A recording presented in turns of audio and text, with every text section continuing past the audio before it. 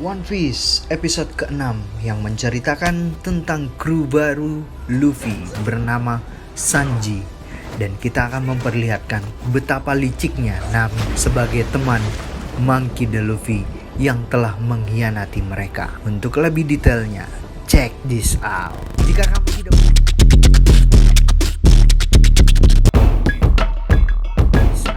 Jika kamu tidak punya duit untuk bayar nonton Netflix, nonton di sini aja ya. Sebelum nonton, terlebih dahulu like, terus share, dan subscribe. Gratis, nggak bayar. Setelah perbakuan. Hey, a straw hat! Did you Now all these years, living under your shitty roof, cooking at your shitty restaurant. Bayar. Setelah perbakuhan taman antara Mihawk melawan Zoro selesai, Zoro yang terluka hatinya dengan sayatan pedang Euro milik Mihawk, Zoro hampir tewas. Setelah Mihawk pergi, Zoro dibawa masuk ke Going Merry untuk diobati. Luffy diperintahkan Nami untuk pergi ke Baratie mencari orang yang ahli sebagai dokter atau mungkin di dunia perdukunan yang bisa mengobati. Yeah, I can see that, but why are you doing it in my kitchen? I demoted you, remember? Kita diperlihatkan juga di dalam Baratie saat Sanji dan Jeff sedang membuat adonan bakwan untuk dijual di SD01 petang. Luffy datang dan meminta tolong ke Sanji dan Jeff bahwa Zoro sedang sekarat mau mati. Jeff yang gak mau ambil pusing justru menyuruh Luffy supaya mengantarkannya ke Pulau Konomi aja. Mungkin 2 harilah baru sampai dari Baratie. Di Pulau Konomi ini banyak yang hebat. Dari tukang urut, patah tulang, sampai dokter juga ada.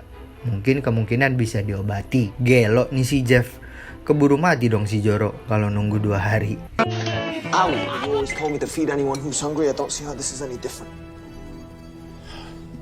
Sanji yang memegang prinsip setiap bajak laut yang sekarat atau yang sedang miskin datang ke Baratie pasti akan ditolong oleh Sanji. Sanji yang langsung bertindak mau menolong Zoro. Jeff yang tidak tahan melihat kebaikan Sanji juga ingin menolong Zoro. Akhirnya tergerak juga hatinya untuk menolong. Justru Jeff yang lebih paham dan bisa menangani hal seperti ini.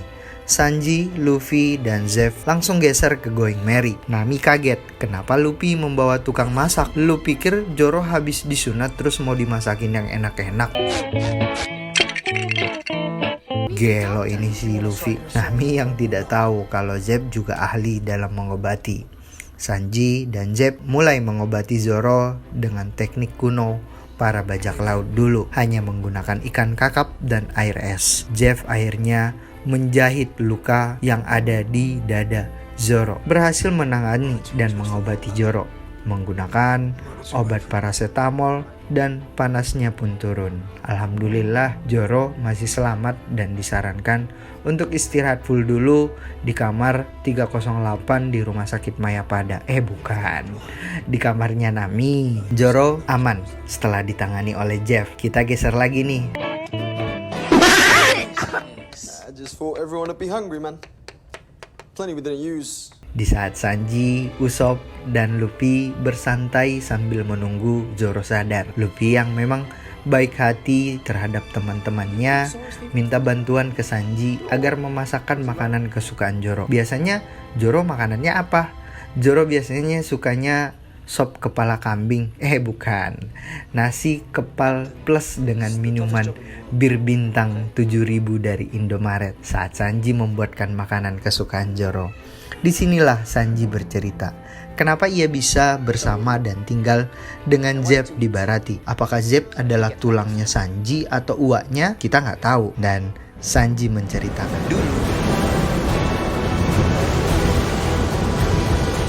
Dulu, 9 tahun yang lalu saat Sanji masih kecil, ia sudah suka memasak. Dan saat itu Sanji sudah bekerja dan menjadi koki kecil di sebuah kapal penumpang bernama kapal Orbit. Saat berlayar di East Blue, kapal Orbit yang ditumpangi Sanji saat itu, Sanji masih ingat saat itu mereka melintasi hujan badainya di East Blue. Dan tiba-tiba kapal mereka kapal mereka diserang oleh para bajak laut. Bajak laut yang dipimpin oleh Zeff. Semua orang di kapal Orbit dibantai oleh Zeff bersama anak buahnya.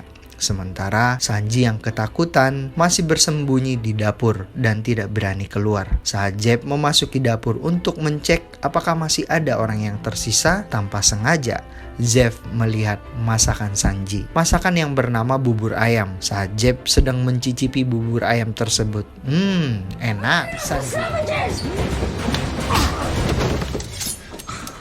Sanji langsung menyerang Zeff. Karena ia masih anak kecil, Zeff masih bisa mengamankan Sanji yang belum mempunyai tenaga sama sekali. Dan tiba-tiba kapal Orbit dihantam oleh badai Laut East Blue.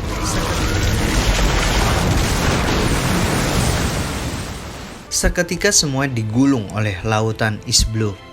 Hanya Sanji dan Zeff yang selamat dari hantaman badai East Blue dari kapal Orbit, dan mereka berdua terdampar di sebuah batuan besar yang dikelilingi oleh lautan. Sanji dan Zeff menunggu di batuan tersebut, berharap suatu hari ada kapal yang lewat dan menolong mereka agar This is all the food we got.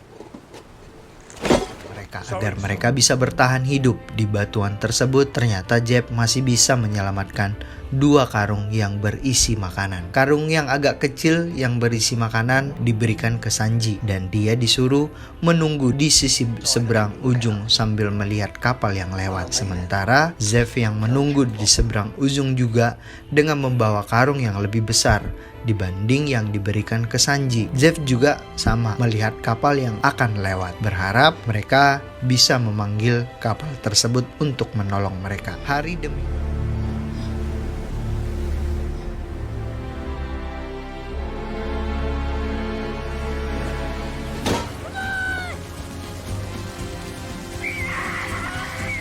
Hari demi hari dilalui oleh Sanji dan Zeff di batu besar itu. Sampai di hari ke-70, stok makanan mereka benar-benar habis. Sanji juga sudah tidak memiliki sama sekali persediaan makanan. Dan sempat ia berpikir bahwa si tua bangka Zeff lebih banyak mendapatkan makanan di dalam karungnya, karena karungnya lebih besar ketimbang yang diberikan ke Sanji. Pokoknya sujon aja nih si Sanji sama si Zeff dengan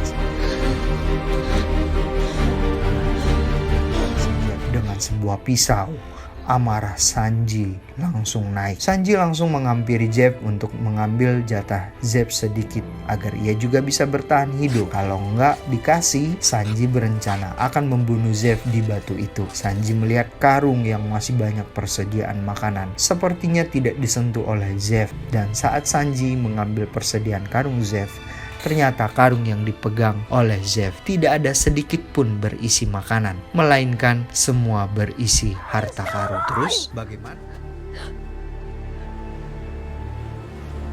Terus bagaimana seorang Zeff bisa hidup selama 70 hari tanpa makan? Apa yang ia makan selama 70 hari di batu tersebut? Ternyata Zeff telah memakan daging buatannya sendiri untuk bertahan hidup, dan kakinya sudah hilang seperti sulap. Hilang selama 70 hari, dimakan sedikit demi sedikit agar Zeff juga bisa hidup tanpa mengambil bagian dari Sanji.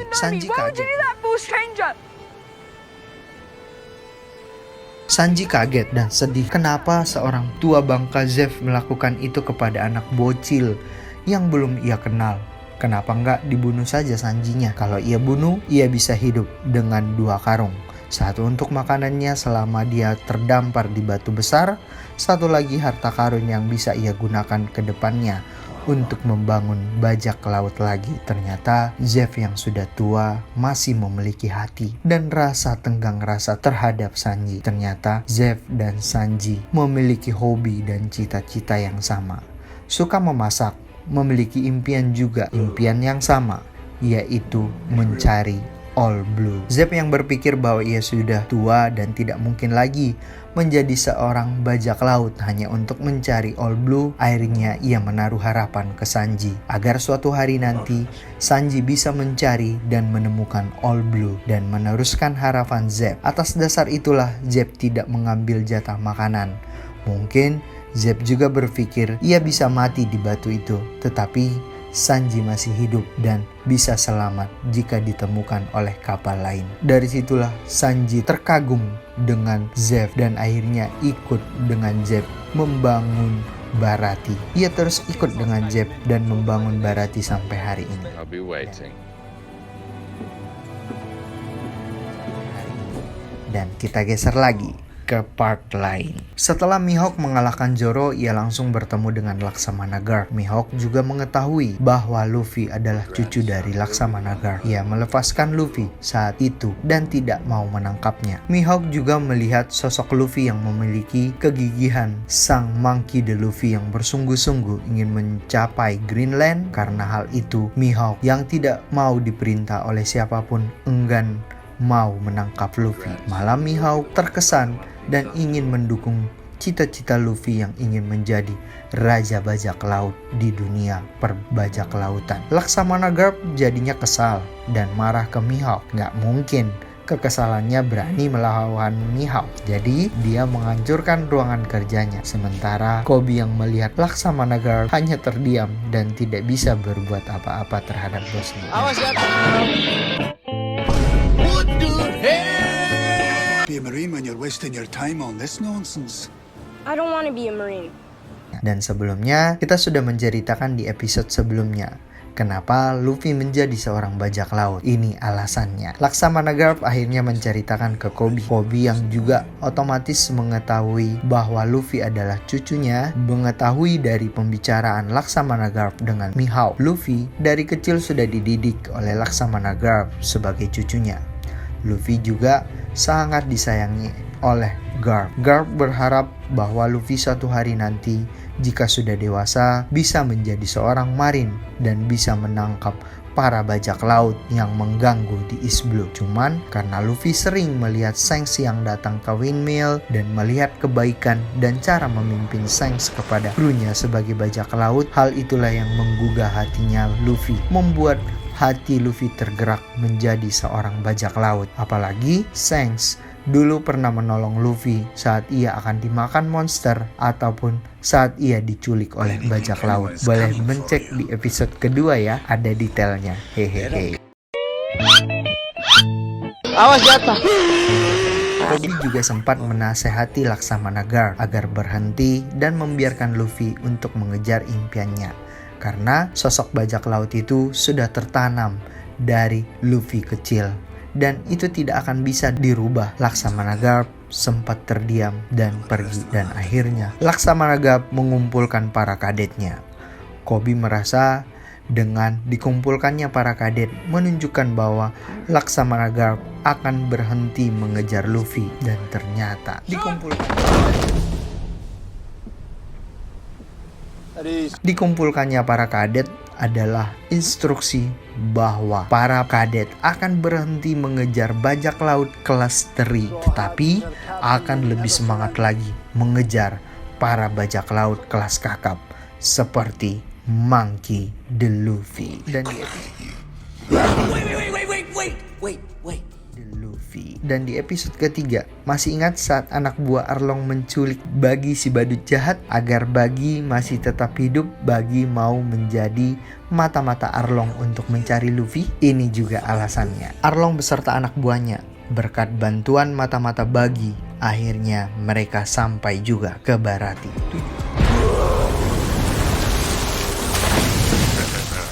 Tujuan masih sama, mencari Monkey D. Luffy dan peta Greenland. Arlong yang sudah ada di dalam restoran Baratie langsung dijamu oleh Zeff. Arlong menanyakan tentang keberadaan Luffy, tapi Zeff tidak mau memberitahukan Luffy sedang berada di mana. Justru ia mengalihkan pembicaraan kepada Arlong agar Arlong dan anak buahnya boleh memesan apapun di Baratie dan gratis tanpa bayar. Pembicaraan antara Zeff dan Arlong didengar oleh Nami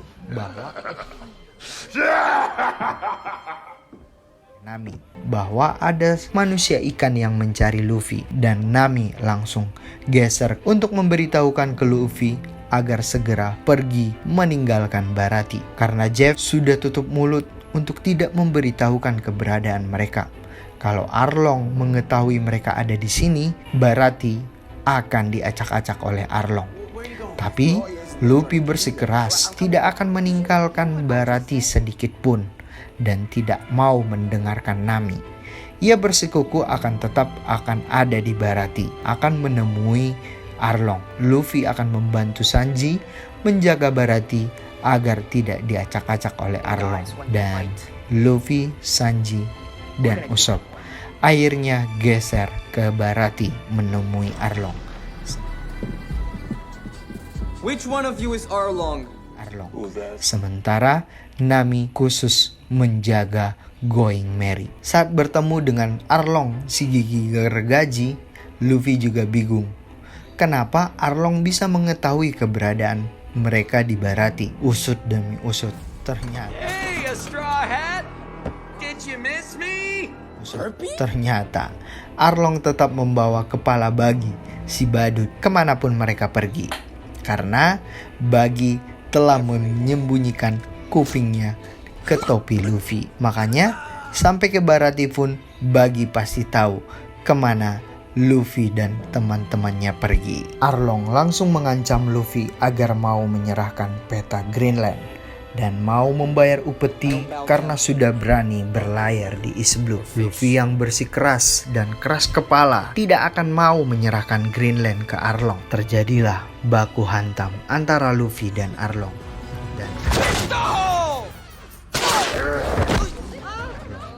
Dan kedua anak buahnya Arlong melawan Sanji. Sementara Nami yang masih di Going Merry sudah memegang peta Greenland. Nami langsung keluar dari Going Merry. Setelah perbaku hantaman antara Luffy dan Arlong yang berending Arlong ingin mencoba menggigit Luffy,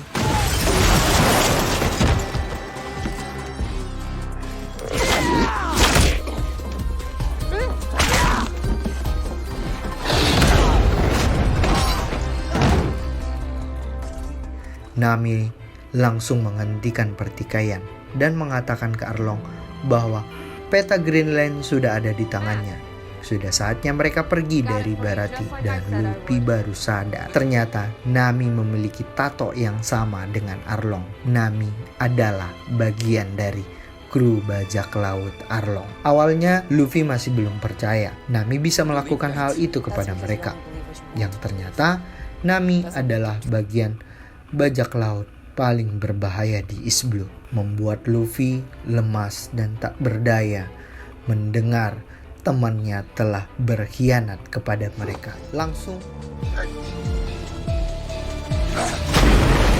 Langsung Arlong melempar Luffy ke dasar laut. Beruntung Sanji dan Usopp menolong Luffy. Sedih sih dikhianati oleh teman sendiri yang dari awal sudah berjuang bersama. Baratie hancur porak-poranda dibuat oleh Arlong. Dan saat Zep sedang membereskannya, Sanji datang ingin membantu Zep beres-beres juga. Bukannya berterima kasih, justru Sanji diomelin dan dinasihati oleh Zep untuk mengingat impian mereka, yaitu mencari All Blue. Zep menyarankan Sanji agar berhenti dari Baratie dan pergi dari Baratie. Dengan cara inilah cita-cita mereka mencari All Blue bisa digapai lagi. Dan jika Sanji di Baratie terus, otomatis cita-cita mereka akan berhenti juga. Dan Zep menyarankan agar Sanji ikut dengan Luffy menjadi bagian dari kru Luffy di Going Merry. Karena jalan inilah jalan yang menurut Zep yang pantas untuk menggapai cita-cita mereka. Sebenarnya Sanji sangat sayang kepada Zep, makanya ia tidak ingin pergi meninggalkan Baratie. Meskipun impian itu harus kandas, tapi dia tetap ada di dekat Zep. Namun Sanji sempat berpikir dengan nasihat Zep dan ia langsung pergi meninggalkan Zep, membuat Sanji bingung dan bimbang.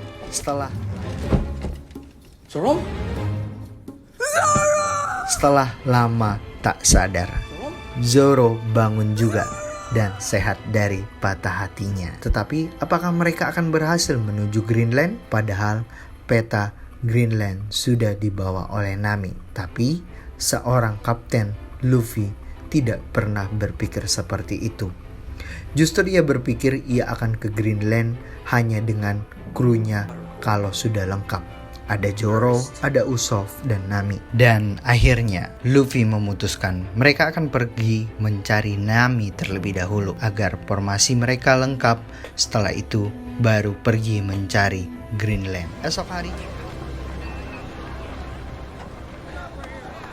Esok harinya Luffy, Usopp, dan Zoro sudah prepare akan meninggalkan Baratie, dan Sanji menawarkan diri untuk ikut bergabung dengan Going Merry. Akhirnya Sanji mengikuti nasihat dari Zeff, menjadi kru bagian dari Kapten Monkey D. Luffy.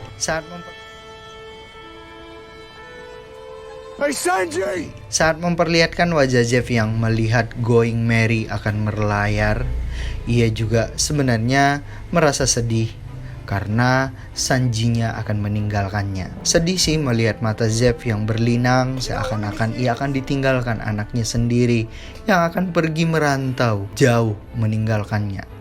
Sanji juga sebenarnya sama. Ia juga sedih, berlinang air matanya saat ia akan meninggalkan orang yang memberikan ia kehidupan baru dan mengajari cara bermasak di barat. Tapi di antara mereka harus ikhlas karena Sanji akan pergi menuju cita-citanya mencari All Blue. Terus bagaimana mereka bisa mencari Nami? Padahal mereka tidak ada petunjuk apapun tentang Nami. Luffy sebagai kapten tidak bodoh. Ada cara untuk menemukan Nami dengan cara ini. Terima